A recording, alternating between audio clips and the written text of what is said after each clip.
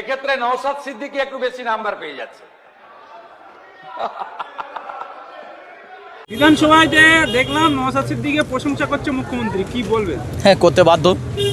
294টা যে মানে বিধায়ক আছে এবং যে বিরোধী বিধায়ক আছে তার মধ্যে নাম্বার 1 বিধায়ক হচ্ছে নওশাদ সিদ্দিকী।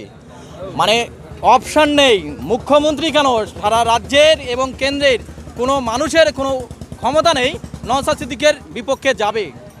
মানে না বললে নয়, ওনার যা পরিস্থিতি দেখছেন নিজের, তো মানে দিল্লির যে পরিস্থিতি ওদের হয়েছে, তারপরে যে পরিস্থিতি এখানে গুন্ডা দমন আইন ইত্যাদি ইত্যাদি যা যা করছে, তারপরে দেখছে নওশাদ সিদ্দিকীকে যদি প্রশংসা না করি, নওশাদ সিদ্দিকীর যে দিকটা সে দিকটা যদি না তুলে ধরি, তাহলে নিজেদেরই অসুবিধায় পড়ে যাবে। সেই জন্য নিজের মান বাঁচানোর জন্য মুখ্যমন্ত্রী এটা করতে বাধ্য হয়েছে। আর নওশাদ সিদ্দিকী আমাদের ভাইজান, যে ভাইজানের আইডিওলজি এবং নীতি আদর্শের নিয়ে আমরা রাজনীতি করছি, সেই ভাইজান ছাড়া পশ্চিমবঙ্গে বিকল্প কিন্তু আর কেউ নেই, একমাত্র নওশাদ সিদ্দিকী ছাড়া। বিধানসভায় একের পর এক যে প্রসঙ্গ তুলছে নওশাদ সিদ্দিকী, সব বিধায়করা অবাক হয়ে যাচ্ছে নওশাদ সিদ্দিকী এত কিন্তু প্রসঙ্গ আনছে, কি বলবেন? স্বাধীনতার পরে এই প্রথম লাইভ ভিডিও শুরু করেছে, তাও গত 5 বছরে আমাদের বিধায়কের চাপে এই সরকার করেছে, ধন্যবাদ। কিন্তু এই লাইভ প্রচারে সাধারণ মানুষ থেকে সমস্ত মানুষ সমস্ত জায়গায় দেখছে, প্রত্যেক দিন প্রতিনিয়ত আমাদের ভাইজান, আমাদের বিধায়ক, আমাদের মানে নয়নের মণি, তার যা বক্তব্য মানুষের জন্য, সাধারণ মানুষের জন্য, খেটে খাওয়া গরিব, অসহায়, পিছিয়ে পড়া, দলিত, আদিবাসী, মুসলিম, তাদের কথা বলছে, সেই জন্য এটা হতে বাধ্য হয়েছে। 5 বছরের পারফরমেন্স হিসাব করে 5 বছর পরে 2026-এ ভোট হয়েছে, তারপরে 31-এ হবে 1 নম্বর বিধায়ককে পুরস্কৃত করা হবে। আপনি কি আশা করেন নওশাদ সিদ্দিকী? 100% 2026-এ বিগত 5 বছরে বিভিন্ন মিডিয়া, প্রিন্ট মিডিয়া থেকে শুরু করে বিভিন্ন পত্রিকা সব জায়গায় স্বীকার করতে বাধ্য হয়েছে, ভাঙড়ের বিধায়ক 1 নম্বর বিধায়ক। আগামী 5 বছরে আমরা আশা করছি এবং 100% সত্য, এই আমাদের ভাইজান 1 নম্বর বিধায়ক হবে হবে হবে। আমরা দেখতে পাচ্ছি নওশাদ সিদ্দিকী যখন থেকে জিতেছে, তারপরে যে নওশাদ সিদ্দিকীর একটু মিটিং কমে যাচ্ছে, কি এই কারণটা?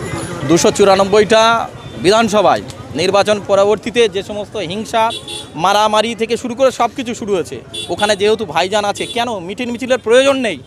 মানুষ মানুষের কাজ করবে, সকাল হবে মাঠে কাজ করবে, কলকারখানায় কাজ করবে, সেটা তো ভাঙড় দেখিয়ে দিচ্ছে। ভাঙড় হচ্ছে মডেল, ভাঙড়কে দেখে মানুষ শিখবে। 294-এর মধ্যে 293টা দেখছে ভাঙড়ে বিরোধী রাজ্যে, তারপরেও কোনো গণ্ডগোল হয় না, সেটা তো প্রমাণ।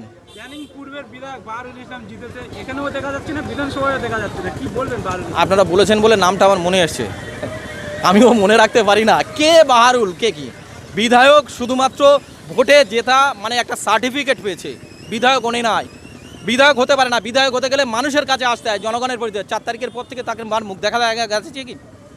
সে তো নির্বাচনে জিতেছে বলে আমার মনে হয় না।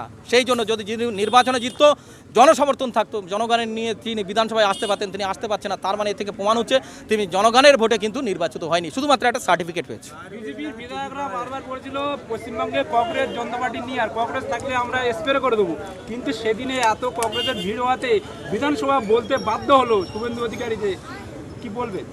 এটা বাধ্য, মানুষের স্বতঃস্ফূর্ত জমায়েত, ছাত্র যুবদের যে জমায়েত, কংগ্রেস পার্টি মানে ছাত্র যুবদের যে মুখ হয়ে তারা উঠে এসছে, এটা বলতে বাধ্য। তাদের কিছু করার নেই, চারিদিকে দেখাচ্ছে। তারা যে প্রিন্ট মিডিয়া, তাদের গদি মিডিয়া ঠিক করে রেখেছিল যাতে এই সমস্ত কথাবার্তা করবে না, কিন্তু আপনাদের মতো মিডিয়া, যারা ছোট ছোট মিডিয়া মানুষের কাছে এই বার্তাগুলো তুলে দিচ্ছে, তখন তাদের বলতে বাধ্য হচ্ছে। কিছুদিন আগে একটা মিডিয়াকে ধরে জেলে পুরে দিল শুভেন্দু অধিকারী, কিন্তু সিন্ধে মিছিলে মিডিয়াদের উপরে আক্রমণ হয়েছে বলে 70 জনকে এফআইআর করেছে এবং 70 জনকে জেলে ভরে বলছে, কি বলছে? এটা পরিকল্পিত, কারণ ওই যে মিছিল হয়েছে, মুখ্যমন্ত্রী নিজেও কিন্তু স্বীকারও করেছে যে ছাত্র এবং জনতার যে মিছিল হয়েছে তারা কিন্তু করেনি, এটা বাইরে থেকে এই মুখ্যমন্ত্রী, বিজেপির লোক তাদের ঢুকিয়ে দিয়ে এই গণ্ডগোলটা তৈরি করা হয়েছে।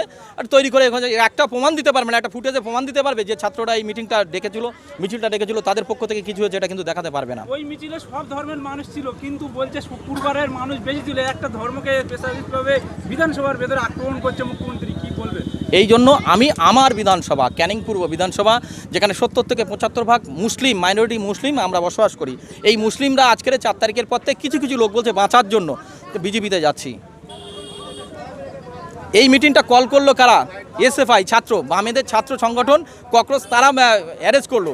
আর আমাদের মুখ্যমন্ত্রী কিন্তু এখন সব জায়গায় উনি ঘুমাচ্ছেন, দেখছেন, বসছেন, সব জায়গায় কিন্তু ওই একটা সম্প্রদায়কে দেখে ভয় পাচ্ছে। ও সেই জন্য ওনার মনে হয়েছে শুক্রবার বিগত মুখ্যমন্ত্রী যেভাবে করেছিল, বর্তমান মুখ্যমন্ত্রী সেইভাবেই করছে, মানে এই টাকার এপিট আর ওপিট।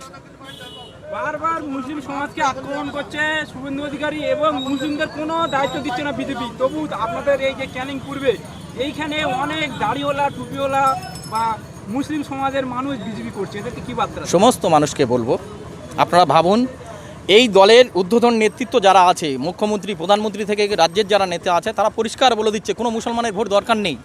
294টা বিধানসভায় ভোট হয়েছে, একটা মুসলিম কোনো জায়গায় ক্যান্ডিডেট করেনি।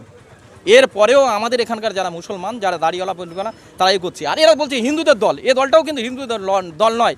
যদি হিন্দুদের দল হবে, পেট্রোল ডিজেলের দাম কোন জায়গায় গিয়ে দাঁড়িয়েছে, এই যে সমস্ত হোকার উচ্ছেদ হয়েছে, মুসলমান যা হয়েছে তার চেয়ে বেশি কিন্তু হিন্দু, গরিব হিন্দু মানুষজন যারা খেসে খায় সনাতনী মানুষ, তাদেরকে উচ্ছেদ করছে।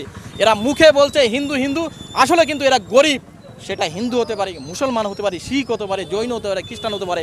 এরা হচ্ছে গরিব বিরোধী সরকার। গরিবের বিরুদ্ধে যা যা করা দরকার এটা সেই 2-2.5 মাসে সেটা দেখিয়ে দিয়েছে।